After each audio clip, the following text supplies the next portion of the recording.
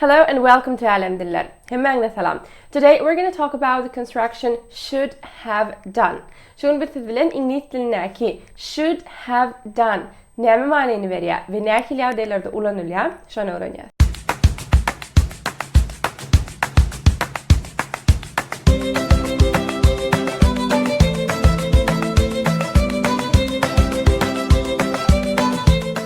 Köpümizin bilişimi diýaly şu türkmen dilindäki malymeli, ýagny bir näsen şeýtmeli, beýtmeli ýa-da sen şeýtmeli däl diýip matlakat hökmünde burada aýdaňyzda should bilen aýtýar. Meselem you should eat less. Sen azra ýemeli. ýa-da you should go there. Sen otay gitmeli. Should ýagny türkmen dilindäki mali diýip kabul edin. Indi should'un ötön zamanyny almak üçin, ýagny ýene de maslahat hökmünde sen şeýtmelidiň ýa-da sen şeýtmeli dälliň diýip aýtjak bolsaňyz, onda should have plus verb 3 ulanylýar. ýa-da verb ed. Indi meselemlere seredelim. Meselem, you should have spoken to me before deciding.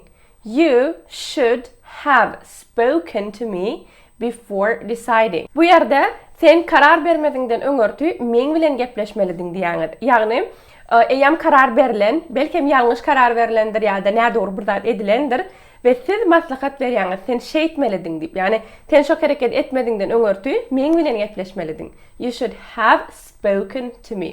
You should have spoken verb 3 bolup durýar.